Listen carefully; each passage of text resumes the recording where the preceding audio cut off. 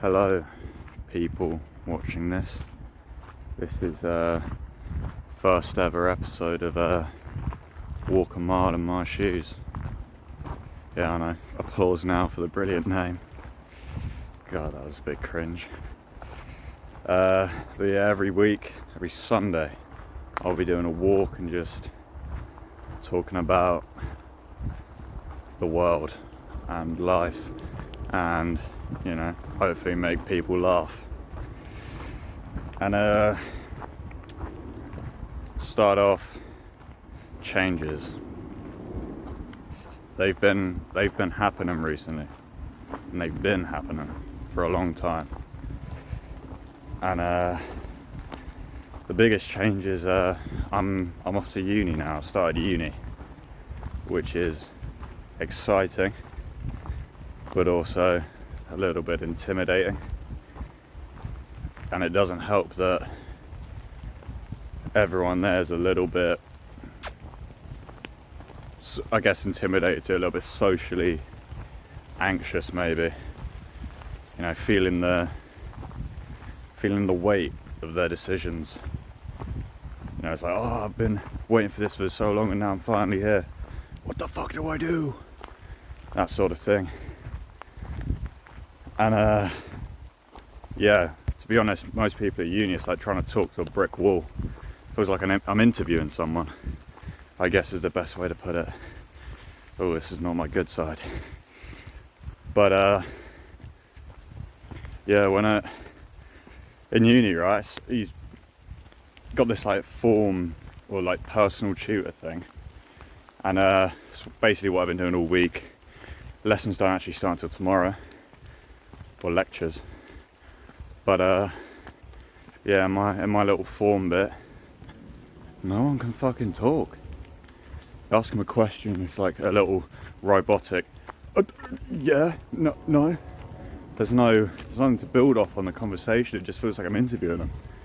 And it's safe to say they're a little tismed up in there. Definitely heavy touches of the tism going on a little bit.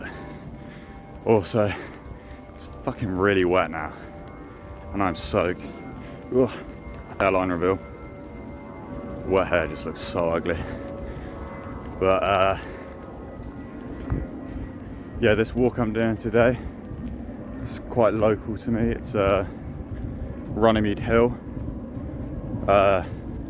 Looks over where the Magna Carta was signed in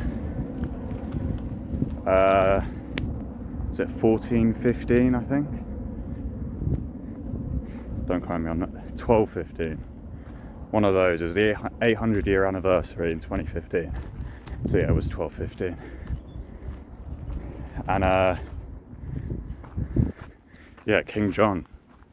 What a fucking arsehole. He just didn't let any of the pilgrims do anything, really. Tyrannical leader, as one might say. King John Un.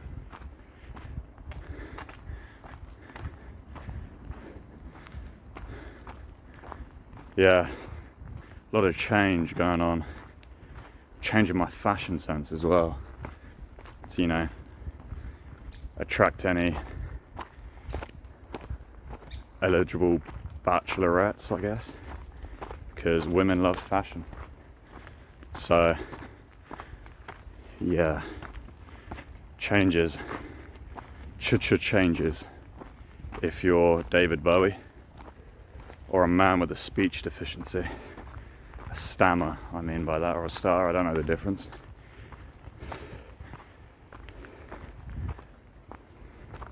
Stammer is what Keir Starmer has. That's what they call him, Keir Starmer. Because he can't get the words out very well. But yeah, the summer is officially over, I think. Summer's gone into autumn, and then, you know, winter. Fucking hate winter. Winter's one of them things that when you're in the summer you never want it to come, but then when it comes it feels quite nice, and then you just want it to be summer again. And I feel the same with summer, really. I'm like, oh, you know, spring's such a pretty time of year where all the, you know, the plants are coming out and the scenery is really beautiful. When summer starts, you know, you're just like, oh, I can't believe I was even debating whether this was going to be good. And then it turns out it's fucking brilliant. Summer's the best, and winter's shit because it's all cold and depressing.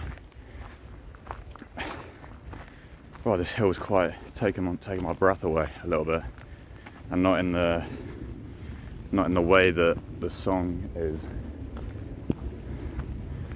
That's a nice kind of breathlessness. You can hear some birds twittering. Oh, birds, that's another thing happened recently. A blue tit, and no, that's not a unhealthy woman's breasticle. It's a type of bird that we get in the UK. It's a blue tit, and it fell into my chimney. Came out in the fireplace, and my mum wafted it out. And then I'm pretty sure this same blue tit lives in a little bird box I've got on the side of my house outside of my window. And it keeps coming out of its bird box and then just repetitively flying into my window and leaving little dents in it, or scratches and marks. And every time it does it, there's like 50 times a day. So no matter the hour, it could be the middle of the night, it's just going into my window. And I just sit there thinking, the fuck are you fucking stupid? Stupid little bird. Fucking fly somewhere else. What a dumbass. But yeah, it might be injured and, you know, concussed and keeps trying to do the same thing over and over again. Which isn't that great, I guess. Oh, kissing gate. So these are called kissing gates.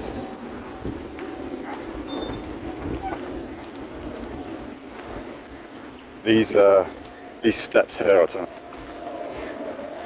I once saw a woman getting lifted up here on a stretcher up these stairs, and I had to wait at the top for like the paramedics and stuff to all come up carrying this woman. It was a senior woman, senior citizen, and apparently she'd fallen down the stairs or slipped on the mud, and you know, that was unfortunate to hear. But yeah, old people, they've been losing their balance recently, and yeah, people want to distract from the real problem of senior citizens losing their balance. I think that's one of the big problems in this world. You know, none of this right versus left stuff. It's why do senior citizens keep falling over. And yeah, on the bus to my uni the other day, I think it was the third time going into uni, I saw an old woman fall over on the bus. And it's like, what's causing this?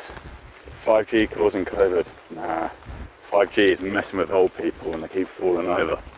That's what it is. It's a real issue in our society.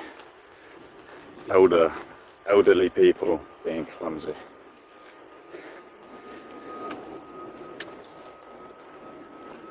What else? Clubbing. I went to the club for, well, like a big club, for sort of the first time where I've probably been out early into the morning. I know, right? Fucking check me out. Clubbing to the early hours of the morning. Oh, that's just a daily occurrence, that is. No, I fucking hate it. Clubs are so unsanitary. Just people spitting, fucking kissing, touching everyone else. Ugh.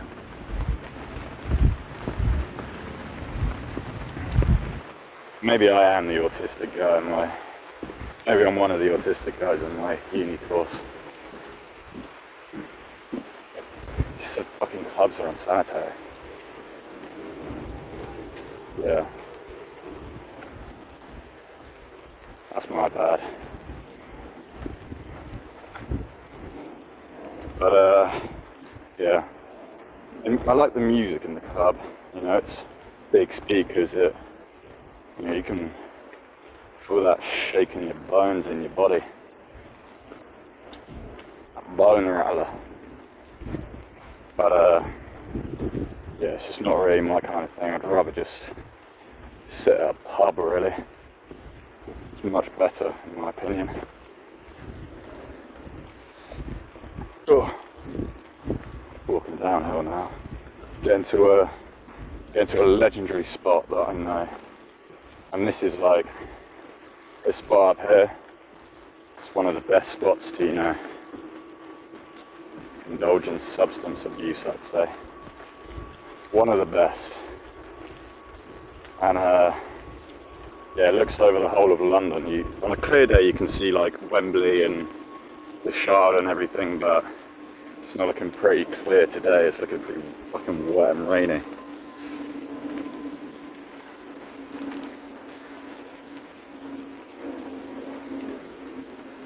You know what I love? I love listening to the sounds of the forest a little bit. Every once and again you just gotta sit there and listen, or you know, talk about life with a close friend in a forest. I think that'd do a lot of good for people.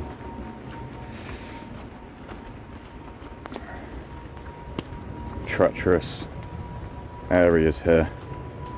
It's slippy and there's a bunch of roots.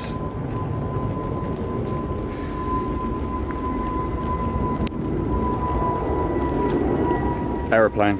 This is right above the flight path for Heathrow Airport, so the audio might be a bit disturbed by a giant metal tin can flying above. But yeah, I recently just got back from Ireland, Northern Ireland, northern section, and I went to Belfast, and then I went all along the coast all the way down to Derry, saw the Giant's Causeway and whatnot, and it's a very interesting place. People in Derry were unique, they were very unique, and they seemed to hate on Belfast a lot. Like, I went to this museum, and the guy at the counter was like, "Oh, where are you guys from? Where are you guys from?" And we answered, "Oh, we're from England." And he was like, "Oh, you're coming back to claim our territory again?" And he was joking, obviously, because you know, I'm not old enough to remember stealing the Northern Irish's rights away from them. And yeah, he kept talking, and he goes, "Wait, where have you guys been around Northern Ireland?" And he said, "Oh, we've been to Belfast and in between." And he goes, "Oh, Belfast, that fucking shithole.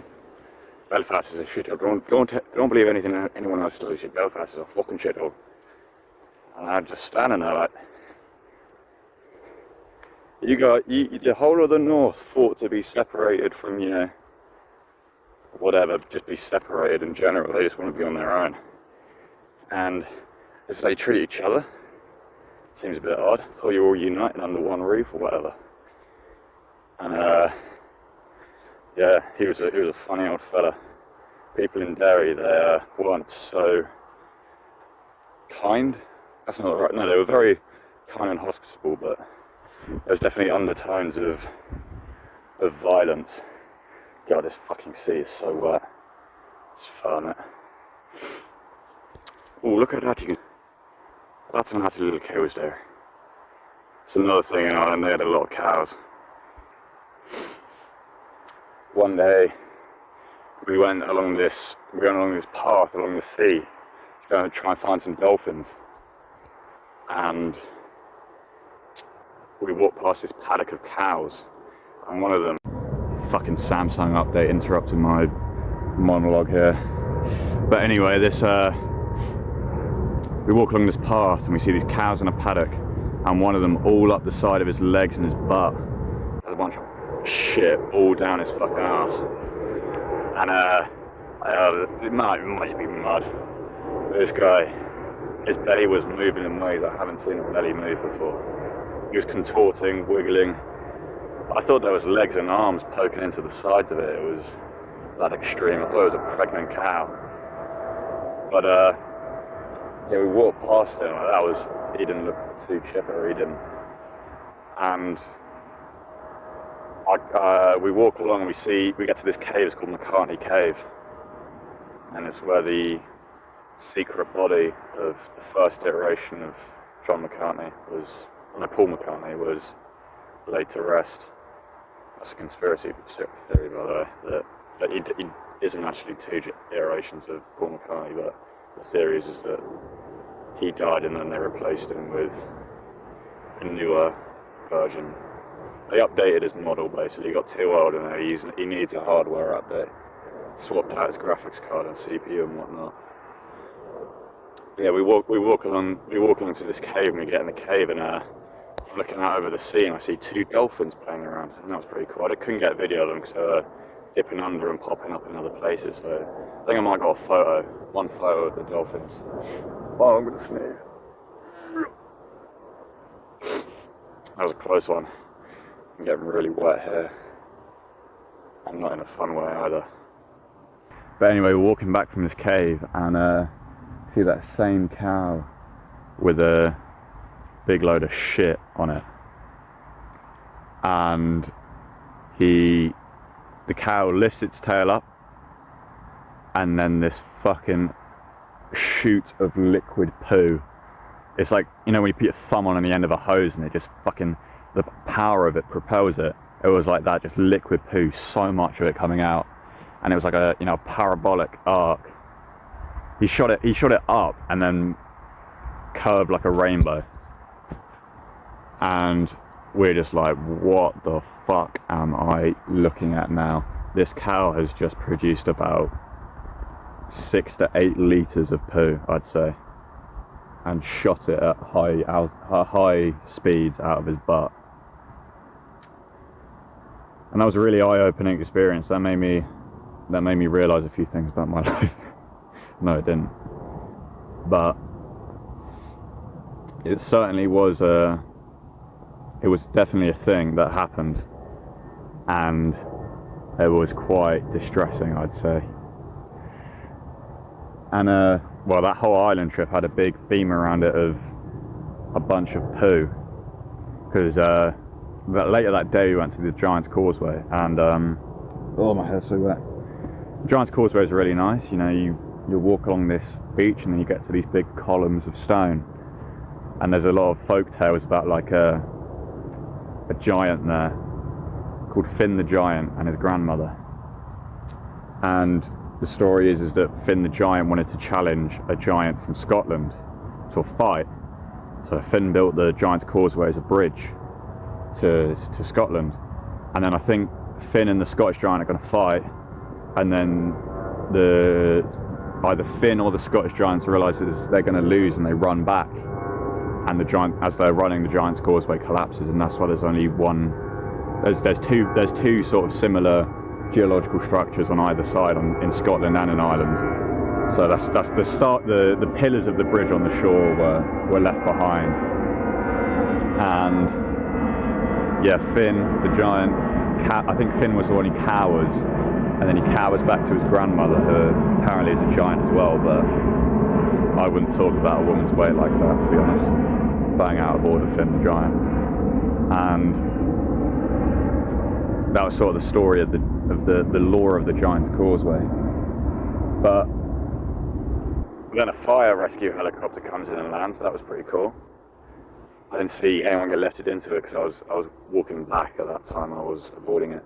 But we get back to the visitor centre, and I'm desperate for the bathroom, so I go into this stall, and I go and I think, God, someone's coming in with fucking muddy shoes. There's mud all over this floor.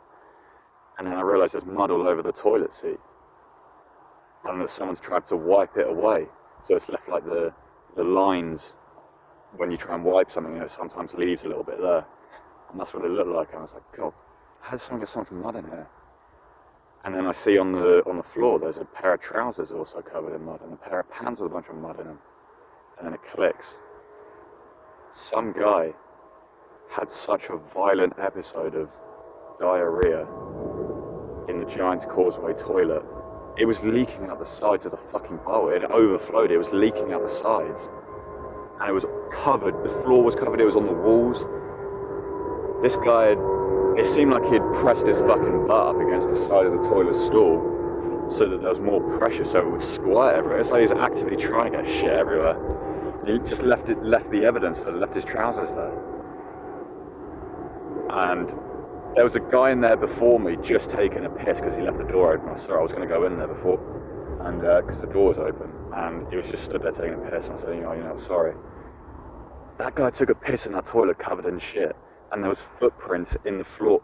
It wasn't like footprints of shit. The shit was everywhere, and there was absence of shit where people had been stepping. There was dry spells of poo, and that was quite eye-opening, really. Yeah. Some people just walk past and I was talking pretty loud, so most likely heard me talking about poop and shit and stuff. All of that yummy stuff. But yeah, gonna take a break from the poo talk and just, you can't really see a lot right now because it's overcast and very rainy, but I'm covering the fucking camera, that's good. Over there, somewhere through those trees, there's like a memorial for Queen Elizabeth, maybe, or a war memorial. And then down there is another memorial of some kind, and then the Magna Carta was filmed just over there somewhere. Or no, not filmed, signed just over there somewhere through those trees. And behind me, up there, is the Air Force Memorial, which is a very pretty looking building. Quite tall, you get a really good viewpoint on a clear day. You can see everything because it's at the top of the hill and it's also raised up, which is yeah, it's very pretty, it's nice. But I'm probably going to start walking down the hill now, actually. But yeah, episode 1 of Walk a Mile in My Shoes. I'm excited to continue this.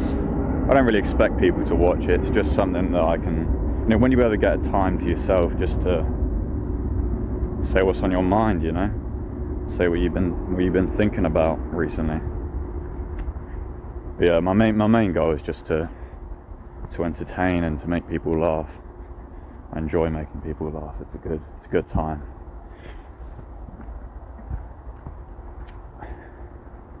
What's been happening in the world recently? Trump came to Windsor Castle, which is just over there through that way. Sometimes you can see it if, you know, you position yourself correctly. Have a good look, you can see Windsor Castle from all the way over here.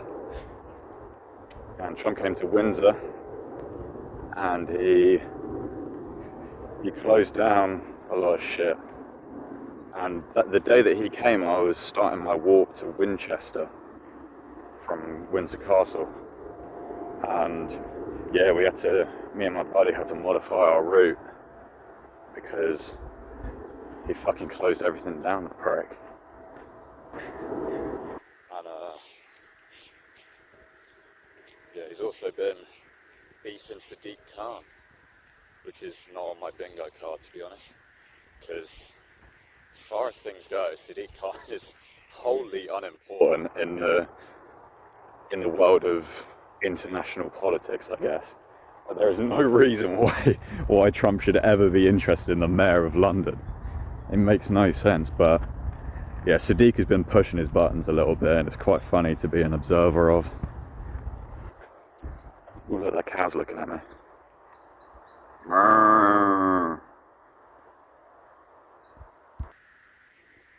What a chill fella. You know, sometimes I think it might be nice to be buddies with a cow. You know, they just kind of sit there, they're good listeners, I guess. They sit there and they eat their fucking grass, like. It's my cow impression. I have that one for free. The rest of it's on my OnlyFans.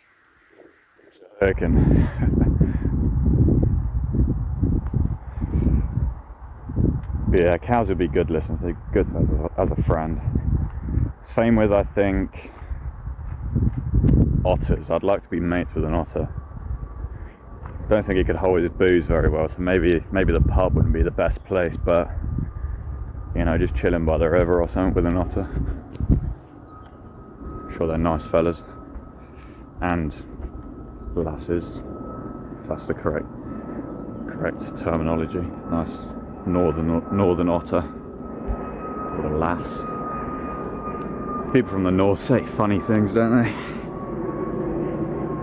Always find that a bit odd. My grandparents are up north, and they say, instead of saying, you know, I'm going home, they say Azganyam, and that's supposed to mean I'm going home for some reason. Yeah, it's an odd lingo. It's almost like a different language sometimes. God, there's more people. Another social interaction. God, get me out of here. It's not that bad, really. People are scared of social interactions for many reasons, but once you're actually in them, they're not too bad. Book club. Trying out this segment. This week I've been reading Empire of Pain. I forgot the name of the guy that wrote it, but Empire of Pain, that's the name. I'm waiting for this fucking plane to go over. I'm filming it, buddy. Pilot, slow it down a little. Turn the noise down. Oh yeah, Empire of Pain. Great read so far. It's about the opioid epidemic and how the family that sort of engineered it, the Sackler family, who run a lot of pharmaceutical companies in the US, basically weaponized this drug to get people addicted to it, because it was an opioid. It was basically heroin in pill form. It's oxycodone. It's the name of it. And they got half the American population addicted because they were just prescribing it for everything. They were purposely getting doctors to over prescribe this drug. It's like the miracle drug. Oh, sorry about that. Yeah, let me wipe you clean, darling. Why is it still? All right, what's going on here?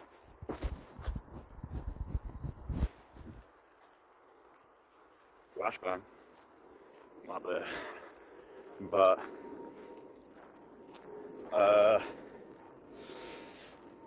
yeah, the opioid epidemic and how it sparked things like, because this drug caused people to turn to street drugs when they didn't have enough, because they could only get what their prescription allowed. So they're getting on heroin, fentanyl, and everything like that. All while the Sackler family were making hundreds of billions of dollars funding your politicians. That's me pointing at the US. Your politicians are funded by drug money. Shady fuckers. But yeah, it's a good read. I'd recommend it to anyone. It's pretty cheap. It was like £13. I bought it new. So yeah, it's very well written, entertaining read. And a bit of non-fiction.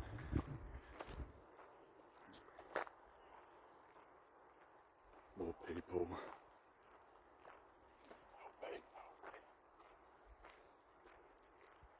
I'll give the oldies a little smile, let them know you're one of the good ones. It's good to give them a little. It's fucking cringe. You do that, and then they know you're an upstanding member of the youth. Yeah, that's probably it, to be honest.